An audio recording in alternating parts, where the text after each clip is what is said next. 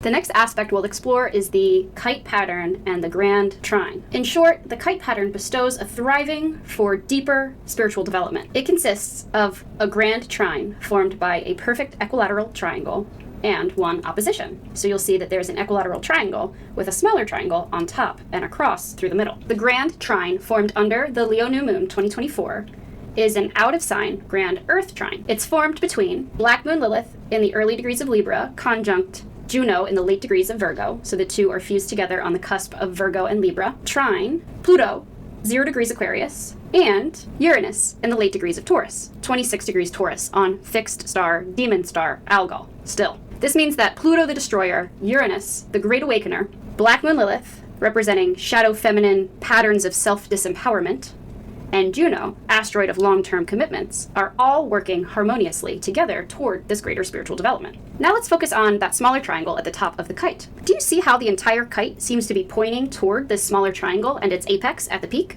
This point and planet is called the peak planet, and that's because all the other planets must work toward its development. It is where the energy is converging. This peak planet, or apex, in the kite formation is Neptune, 29 degrees Pisces, experiencing a collective crisis of faith and belief. Directly opposite the kite's peak is the kite's tail, which serves as a tension ruler opposite the kite's peak. This is where latent abilities and talents are underlying and need to be fully formed in order for us to actualize the energy at the kite's peak. In this case, the tail is formed by Juno, 28 degrees Virgo. Because it's in conjunction to Black Moon Lilith, which is also coming into conjunction with the South Node in Libra, all of these energies are working together on the cusps of Virgo and Libra. Directly opposite Neptune, as it's on the cusp, the very final degree of Pisces, preparing in the next 2 years to enter Aries. Balancing the energy of Virgo-Libra cusp with Pisces Aries cusp will be the key to unlocking this kite formation. If we look at the center of the kite, the right angles that are formed by its cross indicate that that which is long-standed, tested through our personal experiences, and brings knowledge is proven to be lasting or withstanding. The cross is formed by the opposition between Juno and Black Moon Lilith and Neptune. When two planetary bodies oppose each other, confrontation forces evolution. In this case, the confrontation occurs between Neptune, the great dissolver, and Juno, asteroid of long-term commitments, wife of Jupiter, or Zeus in Greek mythology, daughter of Saturn, and mother of Mars. Juno points to how we may have fallen for the illusion and felt forced to choose between career and work or love. And it serves to remind us that we can in fact hold steady to our life path or dharma and also manifest the love of our dreams. The two in fact can not only coexist but support one another. So shed the illusion that one has to be sacrificed in order to attain the other. We do this by becoming responsible for our own personal spiritual evolution, by maintaining a conscious connection to source and becoming conscious of our own emotions instead of projecting them or making them our partner, friend, family members, co-workers, or employees' responsibility to manage. Coming into right relationship with others and manifesting healthy, balanced relationships very much begins by coming into right relationship with the self, by balancing the internal feminine and masculine, yin and yang forces that exist within each and every one of you watching. Do you have a kite formation in your chart? If so, let me know in the comments. I'd also love to hear if you have any insight to add about this kite formation under the Leo New Moon, August 2024. Before we dive into how to work with the energy, the tarot cards, the crystals that are recommended, the fun part, I want to briefly review the recent astrological history as it sets the stage for the Leo New Moon, and then we'll take us all the way into the events that are happening shortly after the new moon up until the full moon, which will be the next time I put out a video. So from July 26th to August 12th, every year we have Lionsgate Portal, and it peaks on 8/08, August 8th. This is a time of heightened and accelerated spirituality, increased manifestation, and it's especially amplified coinciding with solar maximum. I'm a little bit later filming this. You'll notice the hair is slightly different, the jewelry is probably a little different too. Everything else from this series was filmed on Friday, July 26th. I allowed myself to have some fun for a birthday party on Saturday, a Shabuzi concert in Atlantic City on Sunday, and then pretty much everyone I know got hit, including myself, with severe migraines Monday, Tuesday. We had a lot of solar flare activity, so if you were feeling exhausted, had headaches, experienced migraines yourself, you're not alone. If we rewind back to the astrology of the week of July 22nd, that was the week of the second of two consecutive double back-to-back full moons in the sign of Capricorn. If you didn't have a chance to check out that series, I highly encourage you to do so. One of the biggest parts of that series, other than a grand air trine, which there's a whole chapter on that, I'll link here and in the description box below, was Sun opposite Moon and Pluto. This essentially is the sun shining the light of consciousness into the darkest, deepest corners of our unconscious minds and our psyches. We may have experienced powerful confrontations and transformations. We were demanding answers and seeking truth, crusading even. Powerful revelations and information came to the surface. Awareness helped drive change, and it's continuing to do so now that Mars is in Gemini, especially amplified with Jupiter co-present in the sign and the two about to align, squaring off against Saturn. Things that have long been broken since 2008, 2020, will have a chance to be healed and repaired. We received unsettling, unexpected news and information. We saw some changes in power, authority, and leadership. Mars in Gemini, especially trine to Pluto, is all about being the change you wish to see in the world. This dramatically increased the need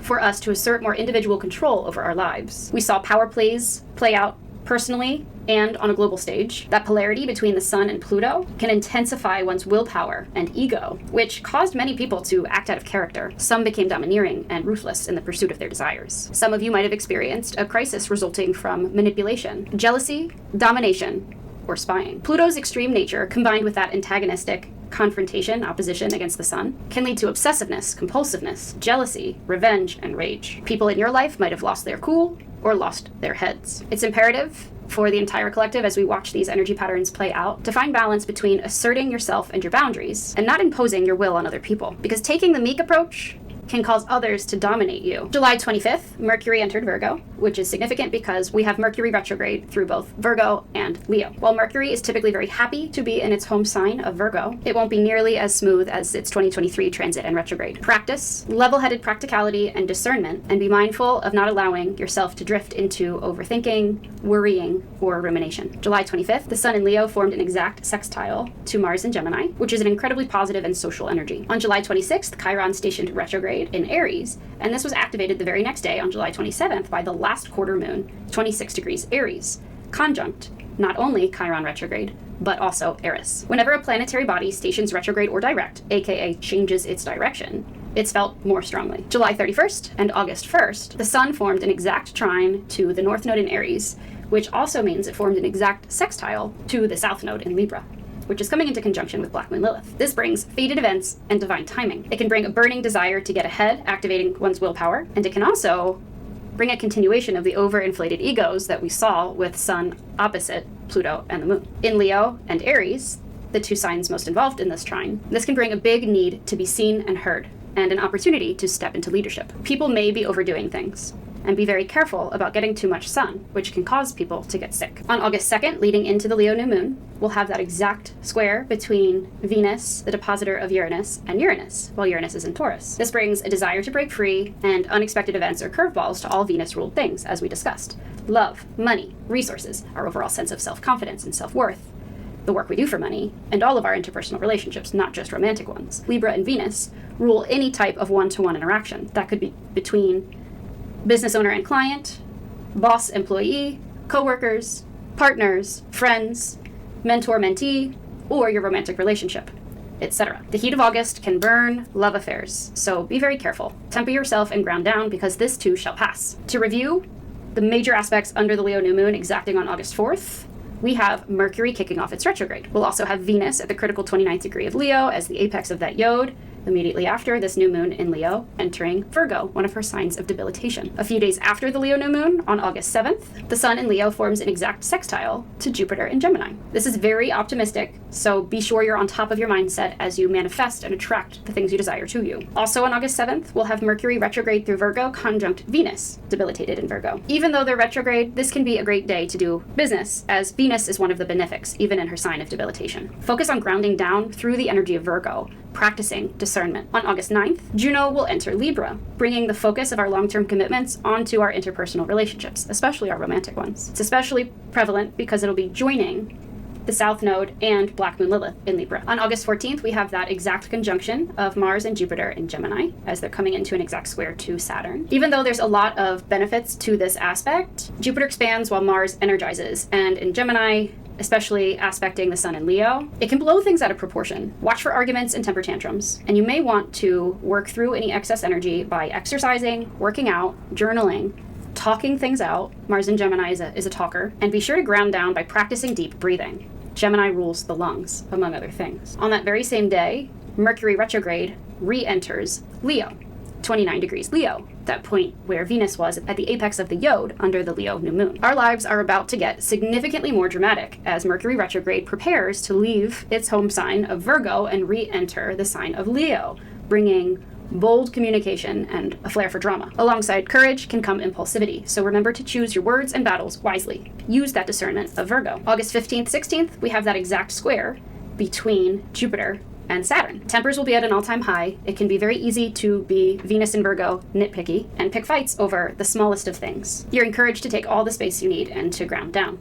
Make sure that you are seeing clearly and thinking practically before inadvertently blowing things out of proportion and burning any bridges. On August 18th, we have Mercury in Leo squaring off again against Uranus and Taurus on Algol. This time Mercury is retrograde. I recommend taking a break from social media, disconnecting, turning your phone on silent, turning it off, because chaos and disruption can cause a lot of trouble and turbulence in our lives. Try your best not to get involved in other people's drama and headaches. On August 18th and 19th, depending on where in the world you are, the Sun will conjunct Mercury retrograde in Leo. This is Mercury Cazimi. This is a highly creative aspect, so you're invited to step into the limelight and be the star of your own show. This would be a great day to come out of your little social media hiatus, turn your phone back on, and post something creative you've been working on. On this same day, Venus in Virgo squares off against Jupiter in Gemini, while Jupiter is still square Saturn, so this is a mutable T-square. You may notice you'll have a hard time focusing, so it's not the best time to make plans.